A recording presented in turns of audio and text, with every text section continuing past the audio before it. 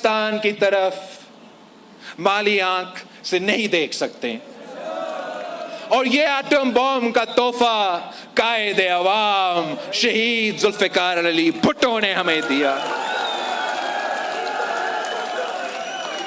और ये जो एटॉमिक बॉम्ब का तोहफा है, जिसकी वजह से आज भी पाकिस्तान को कायदे अवाम शहीद जुल्फिकार अली भुट्टो करी खुदा बख्श से पाकिस्तान का दिफा कर रहा है, तो उसका दिया हुआ एटॉमिक बॉम्ब की तोहफा की वजह से। एटॉमिक बॉम्ब की बात, पाकिस्तान का जो मिसाइल प्रोग्राम है, एटॉमिक बॉम्ब तो शहीद जुल्फिकार अली भुट्टो ने हमें दे दिया, मगर उस हथियार को, उस एटॉमिक बॉम्ब को अगर आपने कहीं पहुंचना है, दुश्मन मुल्क तक पहुंचना है, तो मिसाइल ऐसा होना चाहिए कि वो, सब खैर तो है, सही है, कोई बीमार तो नहीं हुआ? तो उस एटॉमिक बॉम्ब के बाद अगर एटम बॉम्ब कहीं बेचना है, अगर एटम बॉम्ब को इस्तेमाल करना है, तो बॉम्ब के बाद मिसाइल टेक्नोलॉजी जरूरी है। आज पाकिस्तान का दिफा, एक आपका एटम बॉम्ब तो दूसरा अपना मिसाइल प्रोग्राम। एक एटम बॉम्ब कायदे अवाम शहीद जुल्फिकार अली भुट्टो ने हमें दिया, तो मिसाइल टेक्नोलॉजी शहीद मोहतरमा बेनजीर भुट्टो ने दिलवाई थी। बाप ने एटॉमिक बॉम्ब के जरिए हमारा दिफा किया है, तो बेटी ने मिसाइल प्रोग्राम के जरिए पाकिस्तान का आज भी करी खुदा बख्श से दिफा हो रहा है। उसके बाद एटॉमिक बॉम्ब के बाद, मिसाइल प्रोग्राम के बाद, एक ऐसा दौर पाकिस्तान में गुजरा, मुशर्रफ दौर में, जहां पाकिस्तान में दूसरों ममालिक के बेसिस बने थे। जैसे आजकल मिडिल ईस्ट में दूसरों ममालिक के बेसिस है, वैसे आपका पाकिस्तान में भी एक जमाने में एक आमिर ने उस दूसरा मुल्क को पाकिस्तान के सरजमीन पे इजाजत दिया कि बेस बनाए, अपने हवाई जहाज़ें चलाए और पाकिस्तान के सरजमीन पे से मुसलमानों के ममालिक पे बमबारी करे। याद है आपको कौन था वो सदरे पाकिस्तान, जिसमें हिम्मत था, जिसमें बहादुरी था, जो एक सलाला इंसिडेंट के बाद लात मार के तमाम बेसिस को पाकिस्तान में बंद किया, हमारे मेहमानों को खुदाफिज कह दिया। तो हाल ही में जब में ये जंग चल रहा था और मुख्तलिफ ममालिक पे बम धमाके हो रहे थे, तो मैंने समझा कि आज के बाद मैं अपना तकरीर में इजाफा करूंगा। मैं कायदे अवाम का एटॉमिक बॉम्ब का जिक्र करूंगा, शहीद मोहतरमा बेनजीर भुट्टो का दी हुई मिसाइल टेक्नोलॉजी का जिक्र करूंगा, मगर साथ साथ सलाम पेश करूंगा उस सदर पाकिस्तान को, उस आसिफ अली जरदारी को, जिसने ये बेसिस बंद किए और पाकिस्तान को एक बहुत बहुत बड़ी नुकसान से बचा रखा।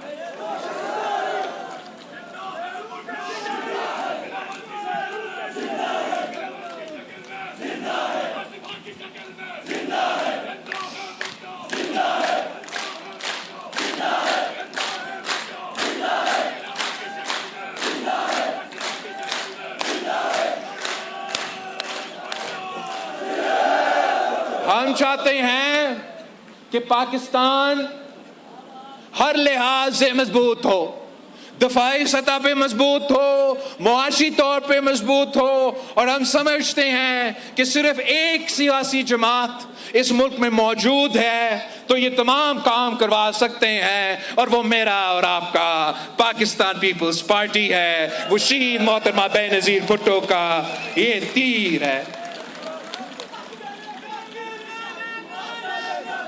हमारा और आपका रिश्ता इस 3 नस्लों का रिश्ता में आप जरा सोचें कि गिलगित बल्तिस्तान के अवाम ने और पाकिस्तान पीपल्स पार्टी ने मिलके ये जो 3 नस्लों का जदोजहद है, हमने हासिल क्या किया है। कायदे अवाम शहीद जुल्फिकार अली भुट्टो का हाथ आपने थाम लिया था और आपने गिलगित बल्तिस्तान से FCR का निज़ाम ख़त्म किया, सरदारी निज़ाम ख़त्म किया, सब्सिडी का तोहफा दिलवाया। ये मेरे जियालों का कारनामा है। याद आपने कायदे अवाम इसी बल्तिस्तान डिवीजन में इसी गांचे की सरजमीन पे खड़ा होकर कायदे अवाम शहीद जुल्फिकार अली भुट्टो गांचे के सरजमीन पे खड़ा होकर वहां से ऐलान किया था कि हम घास खाएंगे मगर बॉम्ब बनाएंगे। ये 3 नस्लों का जिद्दोजहद, ये पीपल्स पार्टी और बल्तिस्तान के अवाम का जिद्दोजहद है। आपने मतलब गांचे के अवाम ने पाकिस्तान को ये एटम बॉम्ब का तोहफा दिया। गिलगित बल्तिस्तान के अवाम ने कायदे अवाम को अपनी मुश्किलात के मसाइल के बारे में बताया कि जो हमें यहाँ गंदम मिलता है, जो हमें यहाँ पेट्रोल मिलता है, जो हमें डीजल मिलता है, उसका आप अगर कंपेयर करें कि कराची में और इधर का प्राइस क्या है तो ज़मीन आसमान का फ़र्क है। और कायदे अवाम शहीद जुल्फिकार अली भुट्टो ने ये तय किया कि गिलगित बल्तिस्तान के अवाम की किस्मत में ये नहीं लिखा है कि वो हमेशा गरीब ही रहे। और आपने कायदे अवाम शहीद जुल्फिकार अली भुट्टो ने इस सब्सिडी के जरिए आज तक ये हकीकत है कि जिस प्राइस को आपको नीचे पाकिस्तान में आपको पेट्रोल मिलता है उसी प्राइस पे आपको इधर मिलेगा, उसी सब्सिडी के नतीजे में। और हम ये पाकिस्तान पीपल्स पार्टी और गिलगित बल्तिस्तान के अवाम की कामयाबी है। ये हमारा 3 नस्लों का साथ का जिस जिद्दोजहद आपने किया, हमने ये चीज़ें हासिल की। आपकी जिद्दोजहद के नतीजे में हमने पीपल्स पार्टी से पहले गिलगित बल्तिस्तान के पास नाम तो था लेकिन नाम लिया नहीं जाता था, पहचान नहीं था। कहते थे नॉर्दर्न एरियाज। मतलब नॉर्दर्न एरियाज क्या होता है? गिलगित बल्तिस्तान का नाम आपने और सदर जरदारी ने मिलके इस इलाके को, इस सरजमीन को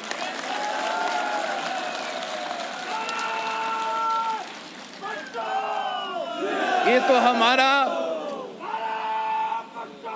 3 नस्लों की संग। अब मैंने और आपने मिलकर जिद्दोजहद करना है, मैंने और आपके जिद्दोजहद करना है। गिलगित बल्तिस्तान के नया नस्ल के साथ मैंने जिद्दोजहद करना है। और जो कायदे अवाम का नामुकम्मल मिशन है, जो शहीद मोहतरमा बेनज़ीर भुट्टो के गिलगित बल्तिस्तान के अवाम के लिए नामुकम्मल मिशन है, मैंने और आके मिलके उनको मुकम्मल करना है। और मैं अपने गिलगित बल्तिस्तान के जियालों के लिए, जहाँ कायदे अवाम ने हमें रोटी कपड़ा और मकान का नारा दिया, सही मानों में अगर हमने उस रोटी कपड़ा और मकान का जो दावा है, जो नारा है, जो मंशूर है गिलगित बल्तिस्तान में, उस पर अमल दरामद करना है तो हमें 3 असूलों पे काम करना पड़ेगा कि गिलगित बल्तिस्तान के अवाम को हमें हक हकमियत दिलवाना पड़ेगा, हक मलकियत दिलवाने पड़ेगा, और जो नौजवान हैं उनके हक रोजगार दिलवाना।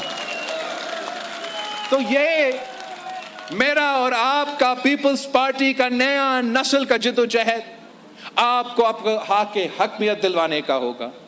और हम समझते हैं कि वो तब होगा जब हम गिलगित बल्तिस्तान को तमाम 18वीं तरमीम के जो प्रोटेक्शंस है, जो सहूलतें हैं, जो ताकत है, जो आपको अपने वसाइल के मालिक बनाएगा, आपके अपना किस्मत का मालिक बनाएगा, वो तब होगा जो 18वीं तरमीम के इख्तियार सूबा सिंध के पास है, सूबा पंजाब के पास है, सूबा बलोचिस्तान के पास है, सूबा पख्तूनख्वा के पास है, जब वो सूबा गिलगित बल्तिस्तान के पास वो इख्तियार होगा, वो ताकत होगा, वो आईनी तहफ़्फ़ुज़ होगा, तो फिर हमारा नया नस्ल समझेंगे कि हम कामयाब हुए हैं।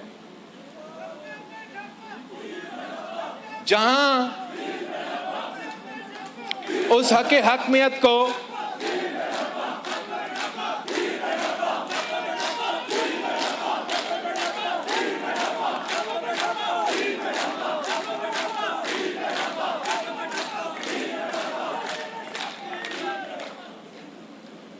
मुझे नोट दिया गया कि गांची ने जिला खरमंग में एटम बॉम्ब का अनाउंसमेंट हुआ था, मुझसे गलती हो।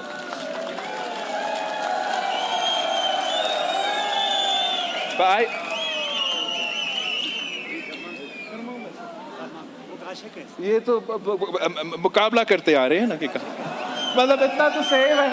चले, बल्तिस्तान से तो हुआ ना, बल्तिस्तान की सरजमीन से हुआ, तो मैं ये कहने मैं फिर ये तो कह सकता हूं जहां मैं जाता हूं कि ये एटम बॉम्ब का तोहफा जो पाकिस्तान को दिया गया वो बल्तिस्तान के सरजमीन से ऐलान हुआ, तो बल्तिस्तान का तोहफा। हक हाकमियत के बाद हमें हक मालकियत चाहिए। आपको जो ये तमाम सरजमीन है, पहाड़ों से लेके नीचे दरिया तक, जो जमीन के ऊपर है, जो जमीन के नीचे है, ये गिलगित बल्तिस्तान के अवाम का वसाइल है। और जब तक ये इस्लामाबाद मानेगा नहीं, जब तक इस्लामाबाद मानेगा नहीं, तब तक ना गिलगित बल्तिस्तान तरक्की करेगा, ना इस्लामाबाद तरक्की करेगा। इनको ये पहला मानना पड़ेगा कि ये जमीन आपका, ये वसाइल आपके, ये मादनियात आपके, ये असासे आपके। और हाँ, हम चाहते हैं कि कारोबार हो क्यों ना हो, हम चाहते हो कि मुआशी तरक्की हो क्यों ना हो, मगर सबसे पहला हक बल्तिस्तान, गिलगित बल्तिस्तान के अवाम के पास, पहला हक बल्तिस्तान के, फिर बाद में बिल्कुल दूसरे के हक। सबसे पहला हक आपका। आप तरक्की करेंगे, आप मुआशी तौर पे मजबूत होंगे, तो वो सामान तो इस्लामाबाद से होते हुए कराची पोर्ट तक जाएगा ना। वो आपका कराची का नाम भी उन्होंने पाकिस्तान स्टॉक एक्सचेंज बना, आपके ही पाकिस्तान स्टॉक एक्सचेंज को इसका मुआशी फायदा होगा, आपकी मईशत को फायदा होगा। आप पहले गिलगित बल्तिस्तान के अवाम का ये हक मलकियत दिलवा के दिखाए। आप ये हक मलकियत दिलवा दे, मैं आपसे दावा से कह सकता हूं जो तरक्की इन पहाड़ों और आपके वसाइल से इस्लामाबाद का और बाकी वफाक का होगा, ये हमारा थरपारकर का तो भूल जाएंगे। थरपारकर में सिंध का रेगिस्तान में उनकी जमीन के नीचे कोयला है, और ये कोल, इतना कोल है उनके पास जितना सऊदी अरेबिया के पास तेल है, मगर इसलिए कि उन्होंने हर चीज को इस्लामाबाद से चलाना चाहा। वो काम जो शहीद मोहतरमा बेनज़ीर भुट्टो 90 के दहाई में कर रही थी, वो अब जाके हमने 2015 से लेके शुरू कर दिया। और वो कैसे किया? ये पहले मानना पड़ा कि मुकामी लोगों का हक। ये पाकिस्तान की तारीख में पहली दफा हुआ एक ऐसा अथॉरिटी बना जिसमें वफाकी वजीर भी थे,